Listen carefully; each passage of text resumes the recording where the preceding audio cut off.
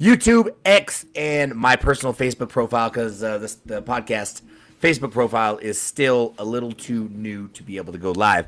But we have with us today, obviously, Paul Miller's been on the show before, Oliver and Miller Racing, and we've got the Taco Man, Ryan Hill.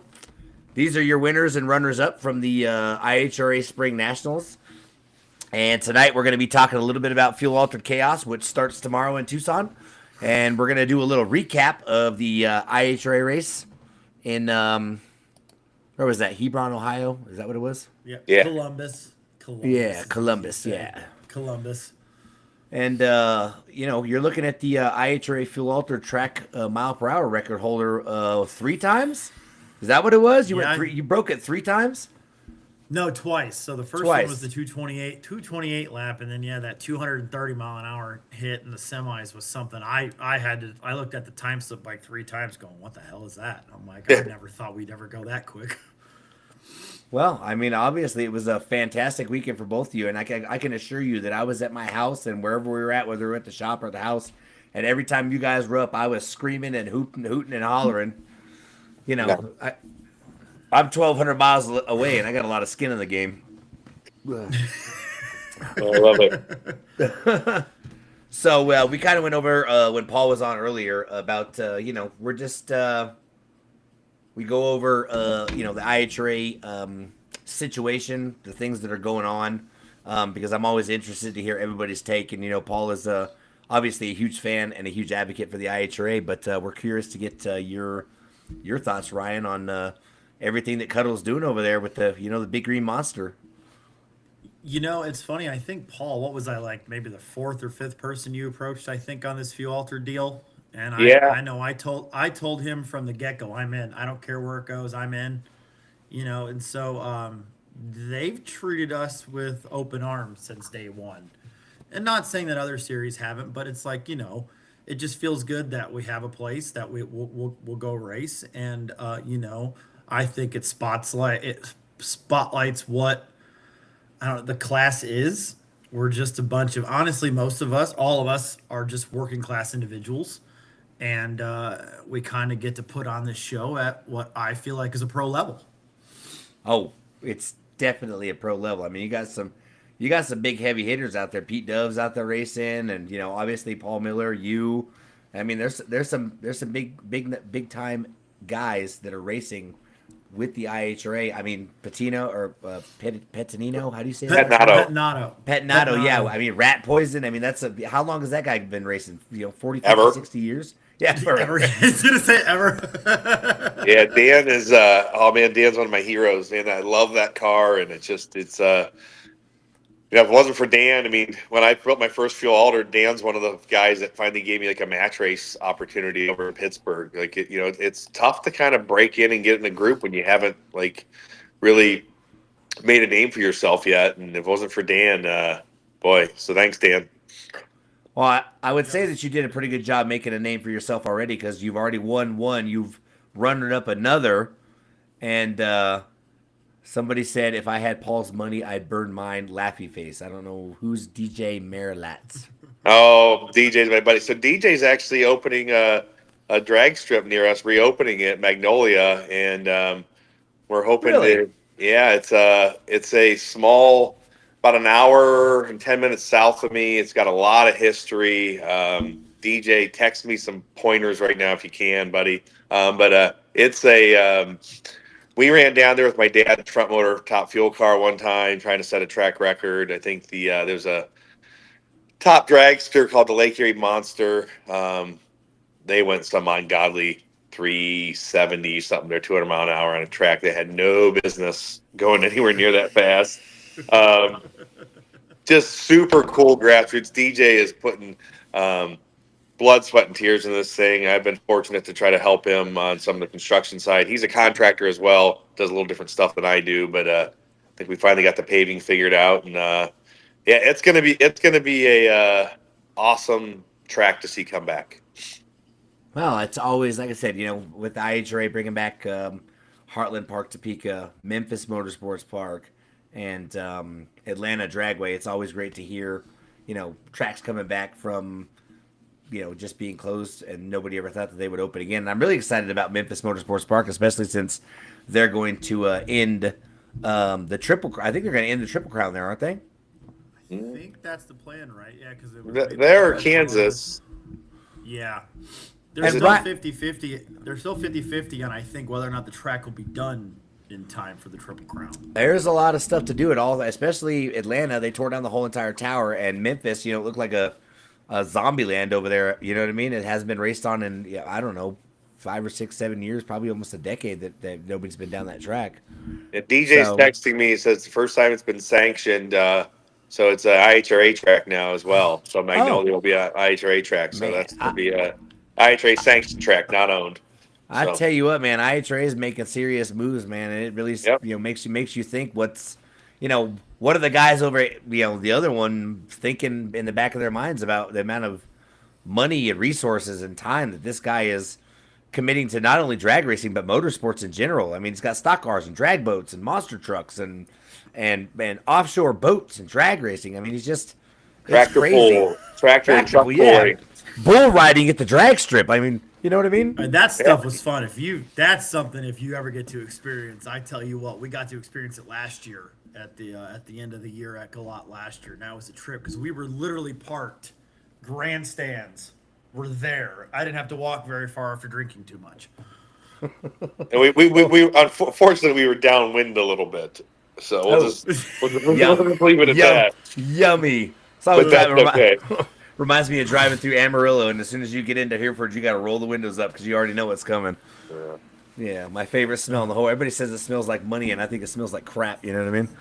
Yeah, no kidding. Yeah. So I'm just curious, Ryan. And I'm sure that a lot of other viewers out there are also curious. How did you get the name Taco Man? Man, so I'm actually half Mexican, and I look like it. I am white as I got my dad. But I do actually have 50% Mexican. My mom's from Mexico. Most of my family's from Mexico. God, I've always just grown up eating Mexican food. That was always something as a household thing back in the day. So I always make it a thing. Like when we travel, I doesn't matter what corner of the freaking country I'm in, I know of a Mexican joint to go eat. And that's just something my kids actually started calling me Taco Man. Oh. And then my middle daughter drew... It's somewhere. I somewhere have it on the internet. A picture of what she drew me Taco Man about 3 or 4 years ago now, and then I finally made it a sticker and put it on the car. So ever since then, I've just been nicknamed Taco Man by my kids, and it kind of just stuck. And I mean, on the fact that I do love tacos, but I am Taco Man now. I mean, who doesn't love tacos? I'm from New Mexico. I live in Albuquerque, and there's a taco stand within a stone's throw of my house in really any direction. You know what I mean? So if you're ever in Albuquerque, yeah. You guys have a place down there, Gene something. Green Jeans? Yes, I've been to that place. That place is so freaking cool down there. Yeah, what the heck is the name of that taco place inside of there? Actually, my wife's best friend Jess had her son's 10th or 11th birthday party at my house, and they got it catered from that place at Green Jeans because they love those tacos so much. But yeah, I mean... One of my friends told me about that place. Haley James. She's from Albuquerque. Yeah, I know Haley. Haley and Dwayne's are. Yep. We were in Albuquerque like 3 years ago. I'm like, hey, where can I go? And she said, here. I'm like, perfect. That's all we did for like 4 days was eat there. Yeah, I've known Dwayne and Haley for a long, long time. Good people. Yeah, back when Helly and Turbo first started, you know what I mean? Back in the day, back when James was still driving, what do they call it, Pro 50 or whatever it was. Paul might not know what we're talking about. Yeah, it sounds good though. We don't really have taco joints in Northeast Ohio. Remember now, at one point in time, I drove door cars, so I know a lot of door car people. Then I decided that center steer race cars with the engine in front of you is far more fun than a Pro Mod. Oh, it's way safer.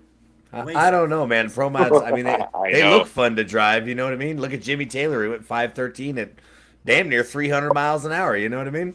That's pretty fast. I texted Carl Stevens right after they did that, and I said, I forgot what I said to him. I said, give me a fender. I want to race you guys.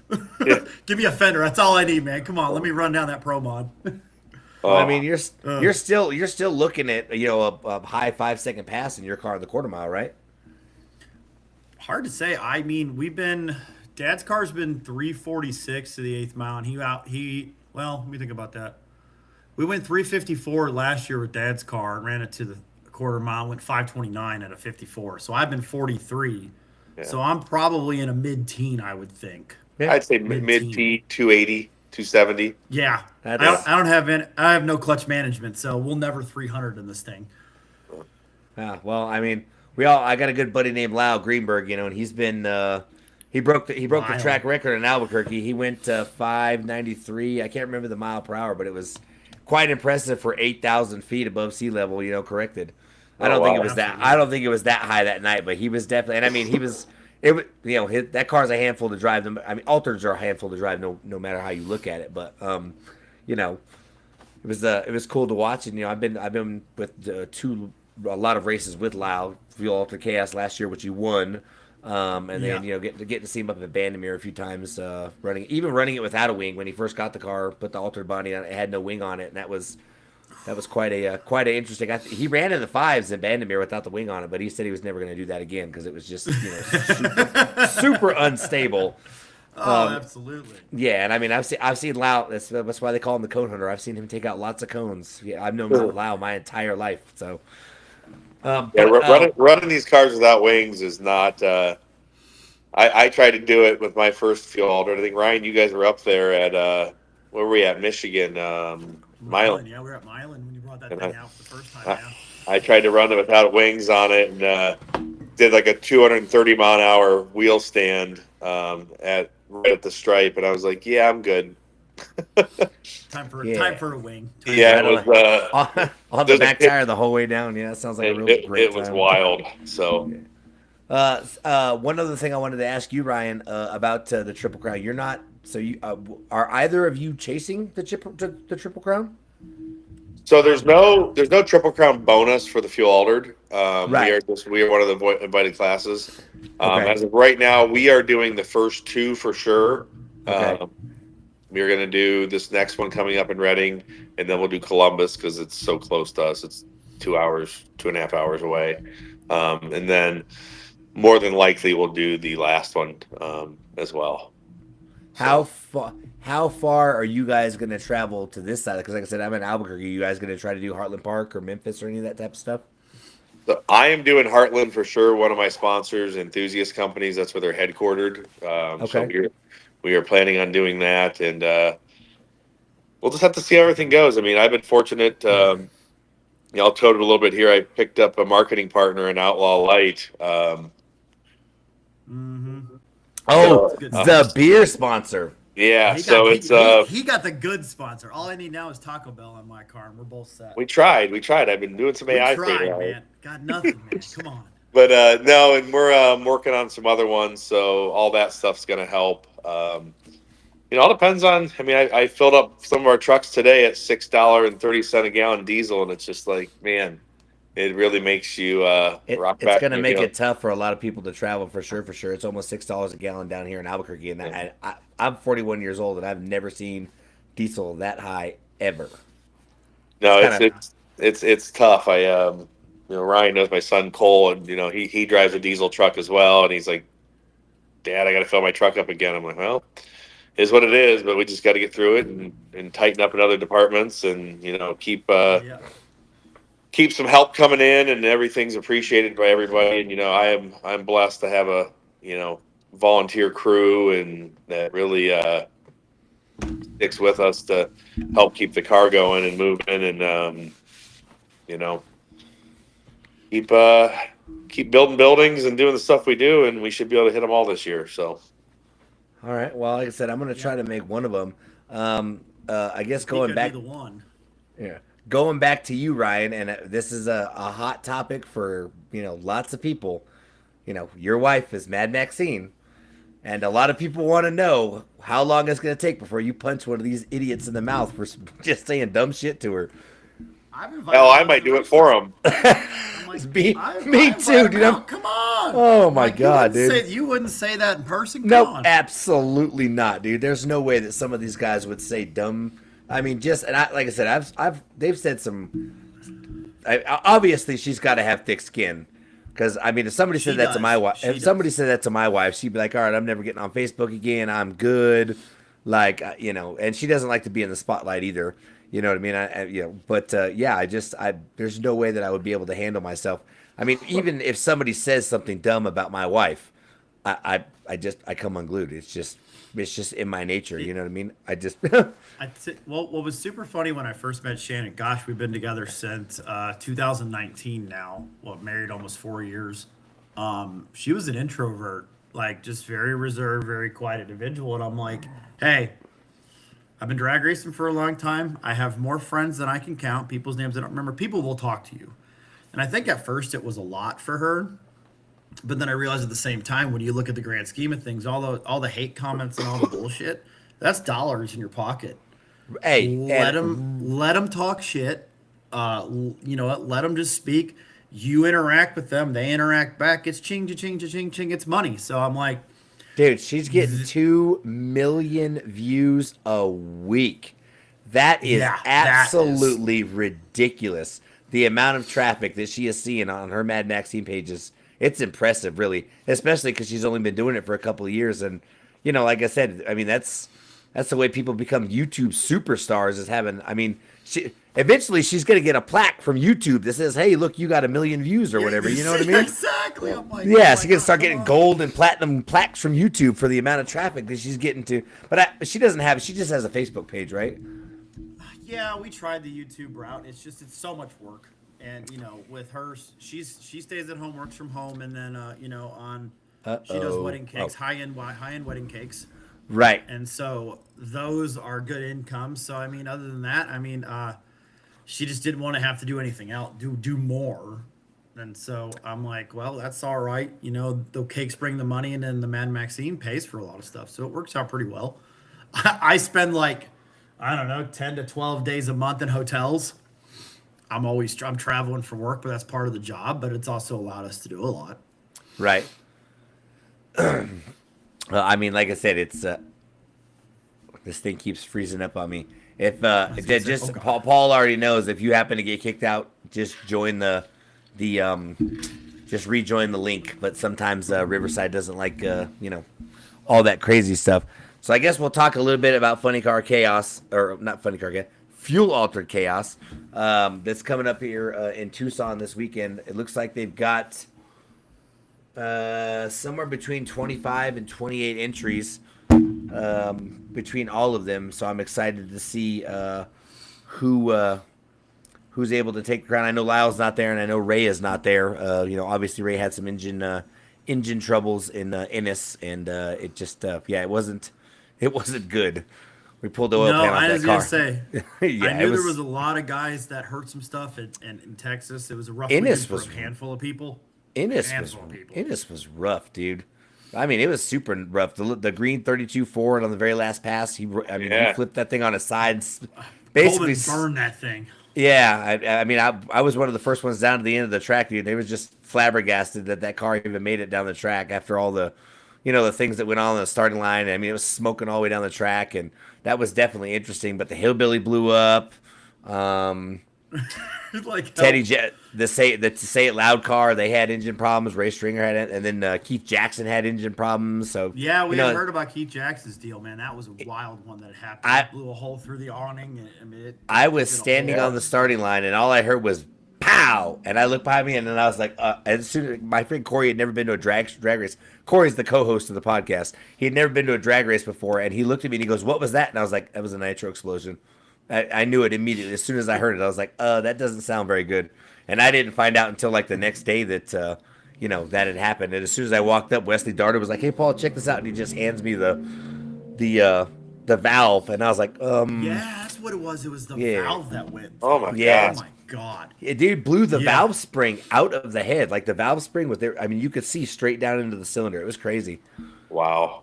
Oh. And it just goes to show you how, like I said, I mean, I've seen some pretty crazy stuff. Dave Benjamin had that issue. I can't remember where that was. I think it was in Idaho or something like that. But, it almost cut the whole front of the frame off the car. So it just goes to show you that these cars are definitely on nitro.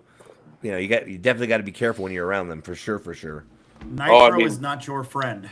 No, I know Ryan does. They got to do a very similar procedure that we do. I mean, we keep these motors cleaned and back down because I've seen it happen. Some friends of ours, it happened years ago. I mean, especially with you get a spring sticking on some of these cup and ball systems on these down nozzles, and it's a bomb waiting to go off. It's a And bomb. Yeah. Was it Harada had that happen? Gosh, almost 20-something years ago. Yeah, now. right. It blew part of the head off, put a hole through the trailer, put somebody in the hospital. Yeah. Nobody died, but it was just one of those things. I guess I don't know what. I really don't know the story behind it. I just know that they had an explosion, and it was just like, oh my god. There's a gentleman that from our town here that's now since passed away, Dave Harrington. He had restored some. He restored El Toro, and he restored a Prudhomme car and the I think Castrol Gary Beck rear engine car. But they were down in display at the Gators years ago, and another local gentleman who's also passed away. Now I think about it, Bob Long was sitting in the car. They started it, and they had started it a couple times that day, and nobody really. I guess there was just a lot of vapors and stuff down in the engine, and when they cranked it over, it just blew the whole motor apart. And it was just some people got burned, and I mean it was I mean, Ryan, I'm sure you guys get it. People come up all the time. Hey, can I get like a couple gallons of nitro? Well, what are you doing with it? Because like Yep. I have seen like.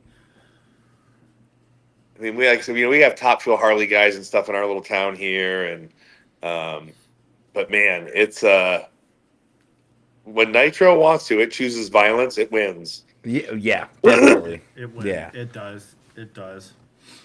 No, Well, I'm excited to see what goes on with the Fuel Altered Chaos. Even though we're not part of it, I still throw it on the TV and the radio and listen because those are still our guys. And a lot of I'm friends with a lot of West Coast guys. I thoroughly enjoy going to Bakersfield when I get to see everybody.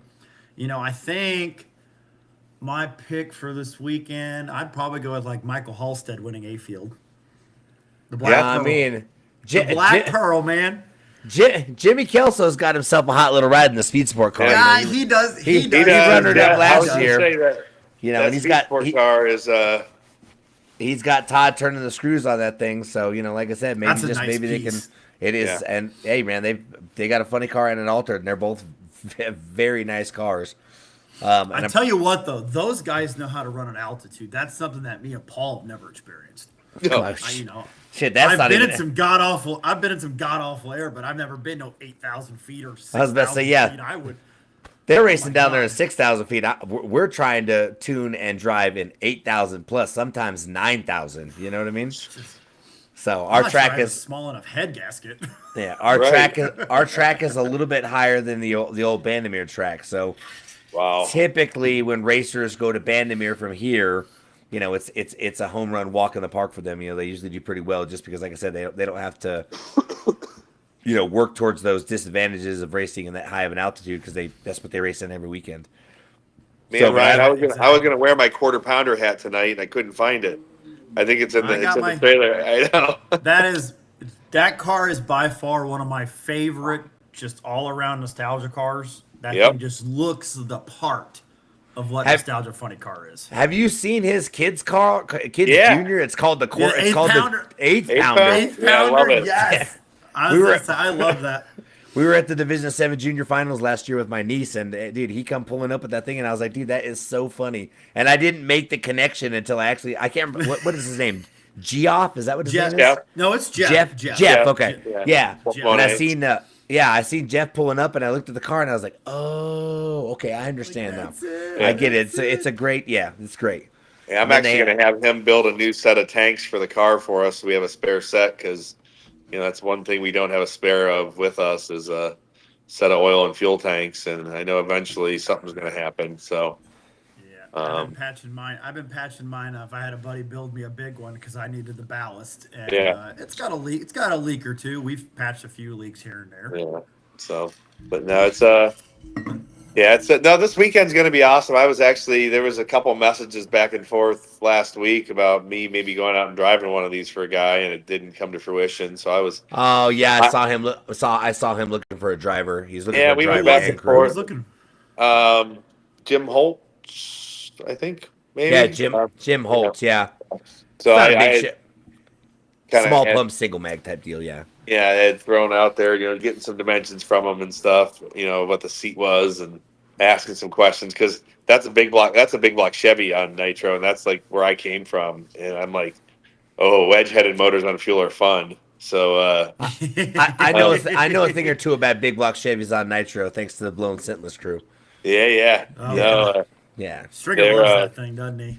Yeah. Well, I mean, well, my best friend Paul, we have the Warlord Top Dragster that we've been messing around with for the last decade. Really, the old car. Now we have the new car, but Paul's been on Ray's crew for probably about the same time, about 10 years. He's been doing kidding, well. man. No, probably like 7 or 8 years. But yeah, he's been hanging out with Ray, and I mean, I've known Ray my entire life. When they ran the Southwest Superchargers out of the Albuquerque Dragway when I was just a little kid, I was always terrified of Floyd and Ray because they always seemed like they were just always in a bad mood. But they were just dealing with the unruly children. So I'm basically dealing with the same That's thing fair. my dad was dealing with. You know what I mean? So That's and fair, ironic, isn't it? Yeah. ironically, all of their kids, I'm friends with all of them. You know what I mean? I'm friends with Chris and Craig and all the Stringer boys. So I can't imagine that dealing with 4 or 5 kids and no girls, just boys. Couldn't have been I got girls. There's 3 of them. My poor boy is outnumbered, and we are outnumbered. running around in a world full of estrogen. I tiptoe lightly in my house because they all just get mad over some really dumb stuff. Yeah. Ugh. Well, we all know. What's we the all weather? know. What's the weather supposed to be like right now in Albuquerque this weekend? Well, it was 91 degrees today. We've got the Memorial Day race next weekend, and it's supposed to be mid 80s, not too shabby. Like 9-mile-an-hour winds, but you never know up there on top of the mesa. 9-mile-an-hour No, winds you could never create massive dust storms. But we've been able to get every bracket race in this year, so we're happy about that. But That's awesome. we got the big July 4th deal coming up. There's supposed to be 16 funny cars. Doing I guess a similar format to Chaos A and B field. Nice. But I don't know how many cars they've secured, how many cars are coming. I know Danny Smith, my buddy from Denver's coming down. But yeah, outside of Danny, I don't really know. I think Ray and Lyle are both also coming. So that ought to be an interesting show. Yeah. But let's talk about the IHRA Triple Crown since I have both of you on here. Just off the top of your head, funny car, top fuel dragster, early picks to win. Not the Triple Crown because obviously it's going to be difficult to win all 3 races unless you're Dale Worsham, who seems to, like I said, he's got a handle on things. Flourishes in those moments. I know. Dude, my kid was so excited when he got to meet him in Odessa, and I got to meet him in Ennis a couple times. Dale is a super nice guy. He's one of the nicest guys I've ever met in my life. But He is. top field dragster Paul, who you going with to win the first race at Maple Grove? Oh boy, I'd love to see Palmer do it, just because I mean, not against some of the NHRA teams that are showing up, but I really want to see an IHRA car really do it, and I think 1,000-foot racing is going to be the equalizer there. So I mean, I'd love to see Palmer do it, just because I'm a Palmer fan. Well, when you talk about the nicest drag racers in the world, I mean the list is obviously long. It's prestige. You got a lot of great guys on there, but Scott's definitely at the top of the list. Definitely, he's one of the like I said, he's always got a smile on his face. Crystal's great. The whole team over there, they're all great people. Oh yeah, phenomenal. I still got the front cover on my blower from him. We freaking broke. That's right. I still got the front cover on my blower. He's like, we'll worry about it later. I'm like, I'm looking for one to give him his back. I haven't found one yet. So. Scott's that type of guy for sure. Paul Peck. He's that type of guy. Paul Peck, Ryan. Yeah. You got a good point. I did talk to Call Bobby. I always forget to call Bob. Yeah. I'll call Bob. All right. If I had a choice, if I had a choice, I don't know, man. Pritchett's been on a roll. Them Foley boys got some stuff figured out. They've been bad. So I'd have to say, I don't know. I like Palmer a lot, but if the chances are, if I was a betting man, I'd probably pick Pritchett. I think that car has just been super good this year. 3 finals, kind of like we have been.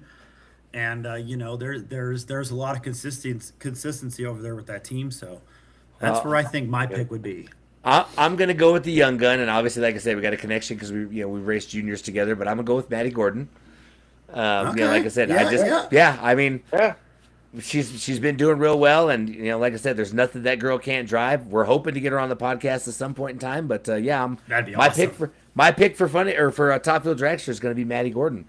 She was in Cleveland today. They were on our local news here and at the Browns Stadium today, and toting that race. It's going to be at Norwalk here in a little bit. So. Somebody said Pritchett's not running the Triple Crown. I thought they were running the Triple Crown. Dang. Okay. Yeah. Okay. You got to choose again, Ryan. Well, probably Lee Calloway then. The other Palmer car. Yeah. Lee's been fast. They've had a couple things that have bit him, but that car is pretty darn quick. If they can get three together, that's a bad ride too. Yeah, maybe our boy Chuck will go some rounds too. Oh my God! Chuck had a great weekend, and then what he told me happened is that the cannon didn't reset for the first round, so it went out there and blew the tires off. So did I see I've it never correctly? Seen that man happier. Did I see it correctly that Chuck went like a low 3-second pass? 18 or 14? Yeah. That's crazy. Dude, I'll tell you what, I love spending time at Chaos Races with Chucky and Angie and the whole entire, dude, Jimmy is such a nice guy. The whole entire crew over there, every Chaos race I've ever been to, dude, it's like I said, they are some of the best racers that I have ever, had the privilege to be around. Chuck and Angie are two very great people. Great. Oh, they're phenomenal. And that car, if you get a chance to look at that car in person, it is beautiful. Super humble too. Super humble people. Like I said, they're just super sweet, super nice. They're always inviting, hey, come on in. What are you guys doing? You want to come come get a drink? Like I said, Chuck and Angie are great people. Mm-hmm. Yep. Oh, so I guess Pritchett is focusing on points and not necessarily chasing the million. But again, I think Pritchett's like me. That's where I'm at right now. I think the only reason why we've got Matty Gordon, Ron Capps, and some of these guys that are crossing over from NHRA to IHRA is they're chasing that $1 million purse. Is what they're doing. Oh, absolutely. Angie, I thought Caps's response when he was asked about it was pretty class. Napa's I guess Napa did a big thing up there every year. Yeah, a really big thing, and he said he wants to bring it to his fans, and he talked to Napa, talked to his sponsors, and really, they decided to do it. And I think that shows some class there. But I mean, I'm sure with Ron being a team owner now, and all this, that any extra money probably helps. Yeah, $1 million would definitely help. But you got to think Maple Grove, outside of Indianapolis. The one of the biggest or the second biggest race on their schedule was Reading, Pennsylvania, at Maple Grove. I mean, it was a sellout crowd every year, no matter what. And you know what though, Caps and them probably have the most data.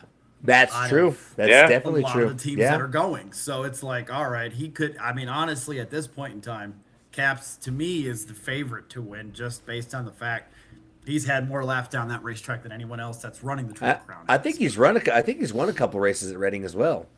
I think you're right. I think he's won just about everything at this point. Yeah. So Bill, I want to see my boy Dan Hicks go around. So I want to see. Oh, me too. I want to see our boy Dan Hicks go and see what he can do. And he's got that car so close to where he's gonna turn some head. And him and his boys, watching them service that car is like it's like three people. Damn, like a well-oiled machine. Oh, it's like. Well, one day I'll learn how to work on one of these things. They make you just feel like inferior when you're watching them, but they're such a good family and just good people. And so I'm gonna, if we're making funny car picks, I'm gonna pick Dan. I'm gonna pick the dark horse and Dan Hicks. All right. Yeah. Well, and I tell you what, though, Hicks had the most gangster pedal job to not qualify at Columbus, and I felt bad because it looked so cool. But it just didn't make the show. I'm like, damn, that was awesome. But it sucked that he didn't qualify. All right. Well, Ryan, what's your pick for funny car? I don't know, man. I mean, if you're gonna pick, statistically speaking, it is Caps. As much as who you want to win, it's who you think would win. And it's hard. It's hard though because, like I said, they have data. They got backing millions of dollars, and so everything's cataloged, and so for them, it's just go down the list right here. There you go, and that's what we're going to put in the thing, and it'll probably go right down Broadway and probably go like a 390 right off the trailer, because that's just what they do. Yeah. And so that'll be the. But the thing is, it comes back to everyone's got to race the racetrack, man. Everybody's Yep. beatable. Yep. Yeah. Yeah. I mean, I don't necessarily. Yeah, I mean, Funny Car is kind of a toss up for me. I would love to see Dale win it because, like I said, Dale's a super awesome guy. But yeah, I mean, Dale Creasy, maybe he could get it done again.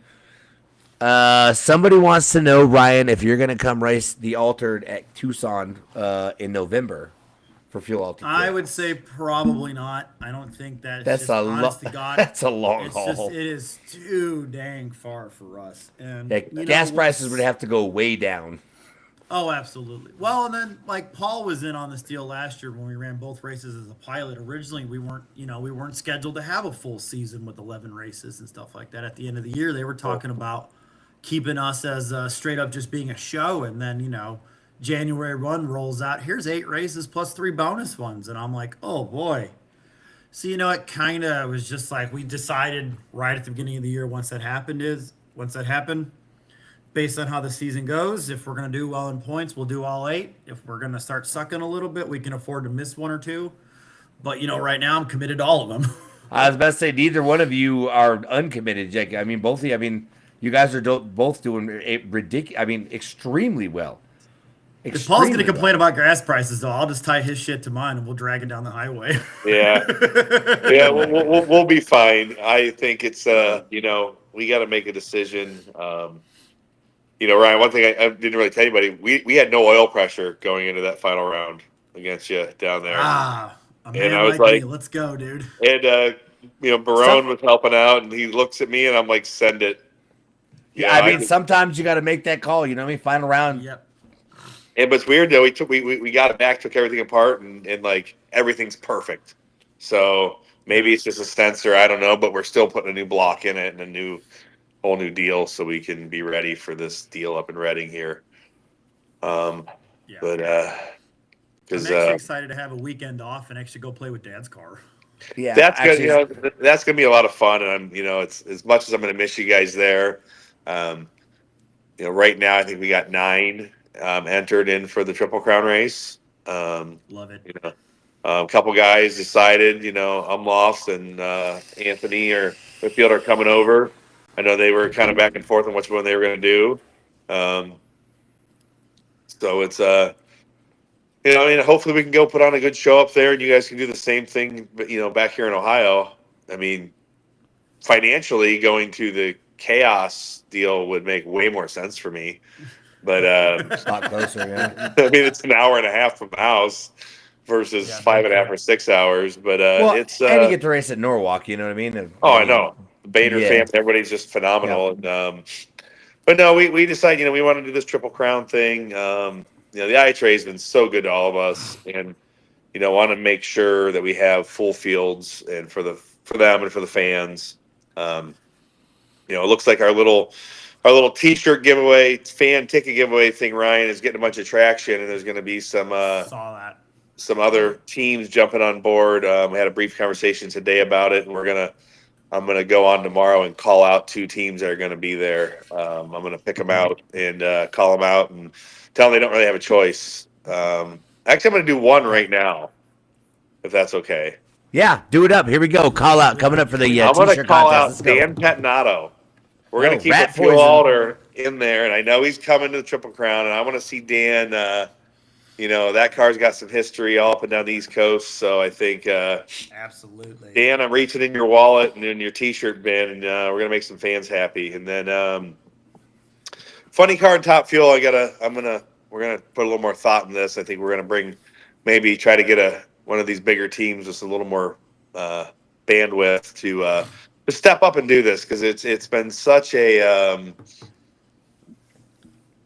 Ryan, you see it. I mean, what we got on the internet from doing that our little personal little back and forth, having fun.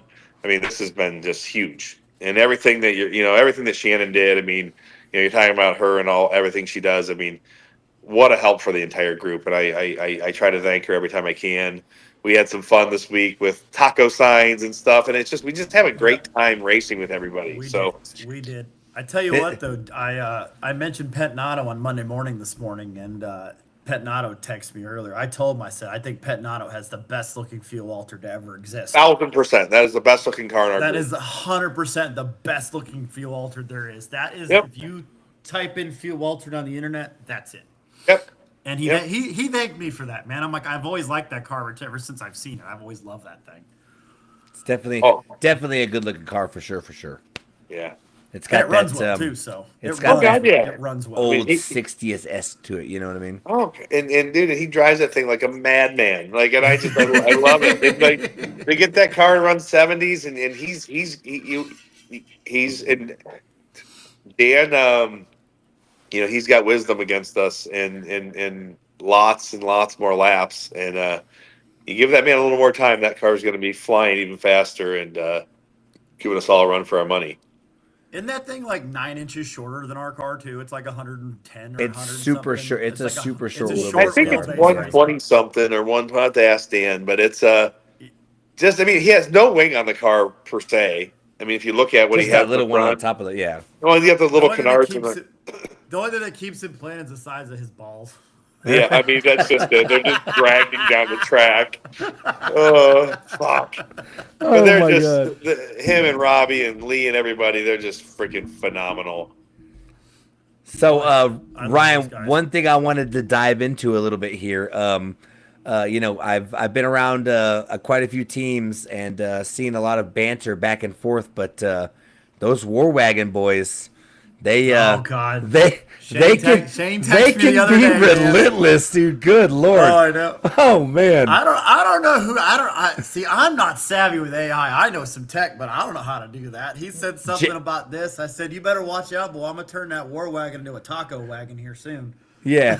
Hey, just open up your phone, hit the power button real quick, and it'll pop up Gemini, and just give him a picture of the War Wagon and just tell him what you want it to do, dude.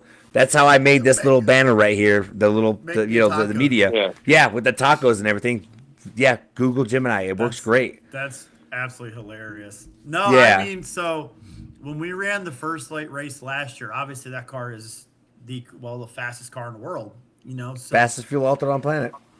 We just know that thing is bad at the bone. So anytime it shows up, I mean, every time they were going to Ennis every year, that car always dipped into the low 40s every freaking time they go out. So it's like that was always the benchmark car for us to want to get after. And like, I mean, at one point in time, what was it? We ran the 45 down there at 42 last year, and Shane walks over and says, "Finally, someone who has the balls to go as fast as we do." I'm like, hell yeah. Well, I can assure you that car is definitely fast. I was there when he went 300 miles an hour on that thing, and I was there when Hartman went, I can't remember what Hartman ran, but I was there for every single pass. 498 or something like that. ET and 492. Yeah. And the War Wagon went like 305 something. Yeah. I think Hartman went 301, right? Yep. Yeah, and Hartman's car went 300 something as well. I know that. So I'll never do 300. I'll never do 300, but I think I'm not sure. I can probably dip into the low 50s with this thing.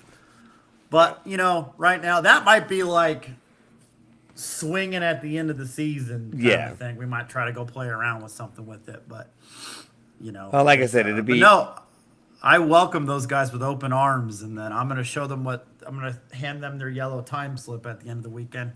Yeah, and then a plate full of tacos.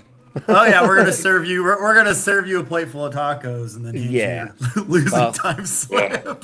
I would definitely be interested to see if the Ferris boys and Kevin can get out there and like I said, go out there and race. I know Lyle's itching. He wants to go out there and run an IHRA race. I know Ray Stringer wants to.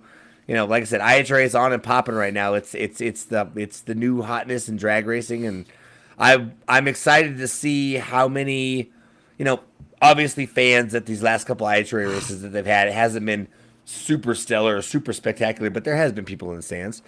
But I'm interested to see what, like I said, Caps, Gordon, all these other guys that are Kashawn Reed and Spencer Massey and all these other guys that are coming out that are big names in NHRA. I'm curious to see. I think it's gonna.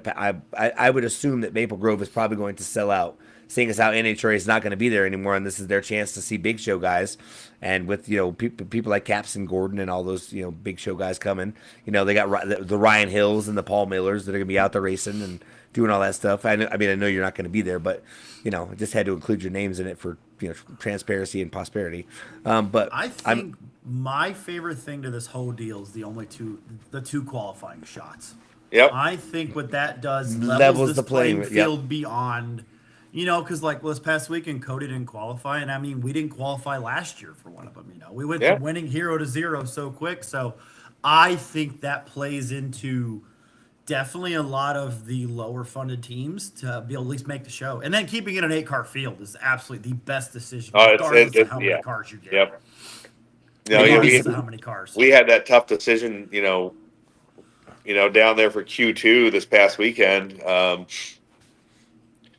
strapped in the car as a third pair, and it's sprinkling. Finally get out. Ryan made his pass, and we met with the officials from the IHRA. We made the decision that was it. We were setting. They were done. Weather wasn't going to get any better. We weren't going to run it the next morning. We were setting the field, and happy to see Ryan was able to get his run and make it count. So you get the show, and we had a few folks that weren't overly pleased with the decision, but I think I really appreciated the conversation with the IHRA about it. I didn't really want to be the one up there on my little soapbox talking about it, but I drew that short straw real quick and had to. But it shows her also the level of. We're out here doing this, putting a show on, but the level of professionalism that Doug and Josh and everybody showed was just, hey, this is how it's going to be. And and unfortunately, even the stuff with Cody, I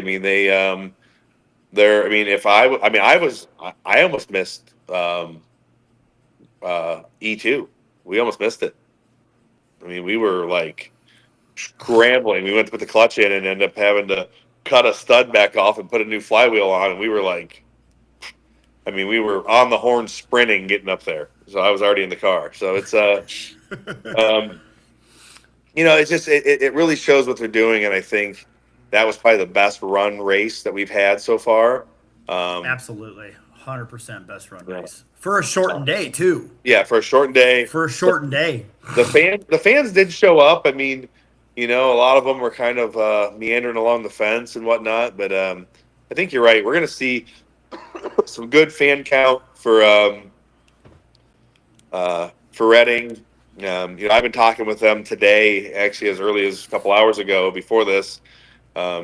Here in Northeast Ohio, we have this single-day car show that happens on a Wednesday, put on by a company called Mongoose Motorsports. They make movie cars, and they do a lot of like restoration, like Fast and Furious. Like, remember that silver, what was that Corvette that like jumped out of the airplane?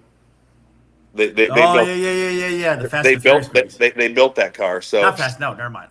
Jesus. Yeah, no, that was Fast and Furious. Yeah. So last year they had 21,000 fans at this car show on a single day. Ah, dang. So we got with the IHRA and I got with Outlaw, and we're going to set up over there now. And it's the week before 42 this year. So we're hoping, cool. Trying to drive some fans in. That's a good idea. Right. I hope other drivers and folks in Ryan and I position are going to kind of pick up on what we're trying to do and get more fans engaged in this, because that's what we need. Well, you guys have called people out. I'm going to call out my buddy Scott Palmer and tell him, hey, Scott, you need to get let's get some T-shirts, Scott and Crystal. Let's get some T-shirts. Yeah. Help get some tickets. Let's, like I said, let's drive some more people into the gate. I think that's a perfect pair. Dan Pettinato and Scott Palmer. Yeah. I'm going to get online and call you guys out. Ryan, you can follow up with it if you would, please, and get Shannon. And Paul, you can get them on them, and I'll get the IHRA on their butt too. And, how cool is it going to be for some fans on Saturday morning to show up in Reading, Pennsylvania, and meet Scott Palmer and Dan Pettinato and get a T-shirt and a free ticket? I think that would be awesome. Kidding. I think that would be great. Yeah. Guys in Columbus met me and Paul, and they're like, "Who are these fools?" Yeah, who are these guys? We're nobody. Listen, Ryan. You may not be famous, but you're definitely infamous. You know what I mean? Well, me and Shannon say this in the funniest way possible. We are situationally famous. Outside of I racing, get, I have absolutely nothing. I get it. Race cars, we are kind of okay. We do okay. Well, but I mean, You know, even in so the I racing like world, everybody that knows anything about drag racing or whatever, like, the guy that was talking to on the Mad Maxine page about how he owned Vanguard, and I'm like, dude, Vanguard is not owned by people; it's owned by its investors. You're full of shit. Yeah, it's a stockholder, you dumbass. He tried to tell me that I was like, I own my business. You don't own my company. He's like, yes, I do. You need mental health professional help, Doug. Like, for reals. Once again, it's just trying to swing something you don't have. Yeah, you know what I mean? But in the drag racing world, I mean, like I said, 2 million views a week. I mean, that's gangster. She's pretty famous, dude. You know what I mean? She's pretty famous, man. Yeah, she was like... The amount... You know what was really freaking funny earlier? I took a shower, and I had a sequin fall off of me. Oh, my God. In the damn shower. Okay? We went to Columbus. I slept in the motorhome for the first night. I got up, and I had one stuck to my leg. My wife just follows me everywhere. Yeah. That's fantastic. So freaking funny. Oh, my God, dude. That's crazy. All right, so next up for Ryan, obviously, and it's a weird weekend next weekend because you've got the start of the IHRA Triple Crown. And, I mean, how far is Reading from Bill Bader's place at Summit Motorsports Park? 5 hours. 5.5? So 5 hours away, you've got two of the biggest events outside of, we won't name names, but, it starts with an N, not an I, you know what I mean?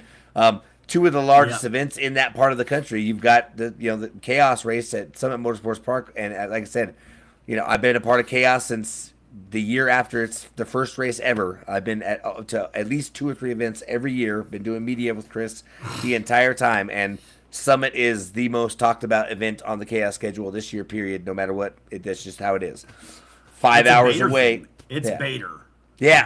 Bader, that's why. I wanted to go so bad, and I didn't know which one to go to, but unfortunately, we're racing the Top Dragster next weekend here, testing with Lee Ramey and all that stuff. So I want to go so bad, but I can't let my team down. You know what I mean? But 5 hours away, you've got 2 massive events, obviously over there in that part of the country. I mean, it's a toss up between going to Chaos or going to the Triple Crown. Like I said, there's $1 million on the line, and at Chaos, I mean, obviously, like I said, it's Chaos is Chaos. You don't get outside of Chaos and IHRA. I don't think there's any other organization that you can even come close to the way that things happen and the way that things go down, the way you get treated, and just the variety. Yeah. I mean, it's all funny cars. Ryan, have you guys ever ran the funny car at Norwalk?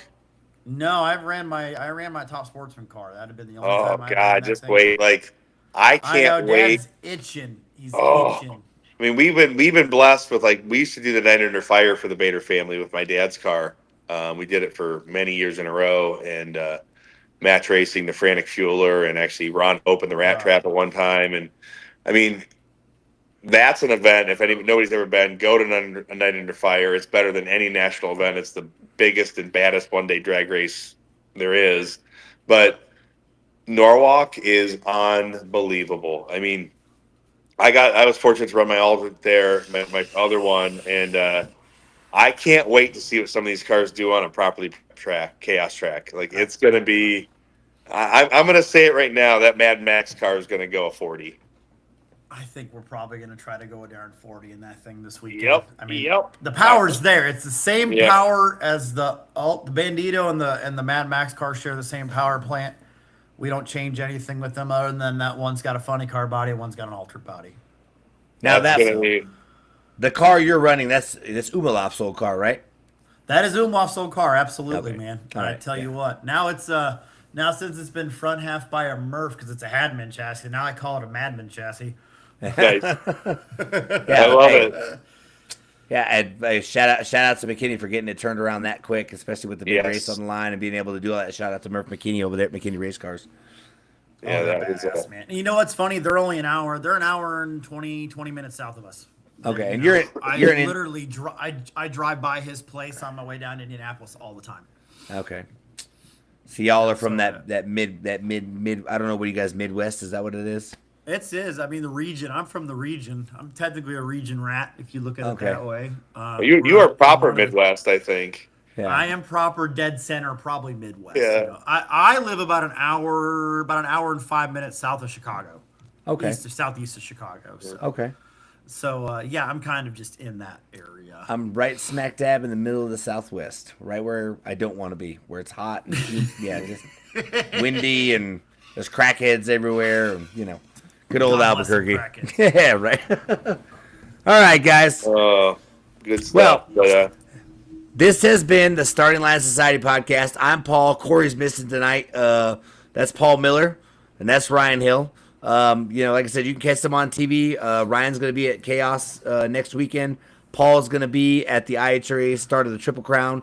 You'll be able to see him on TV. I'm not sure if there's going to be a live stream from Chaos or not, but I'm sure that if there is, Chris will let everybody know soon. But I had a great time.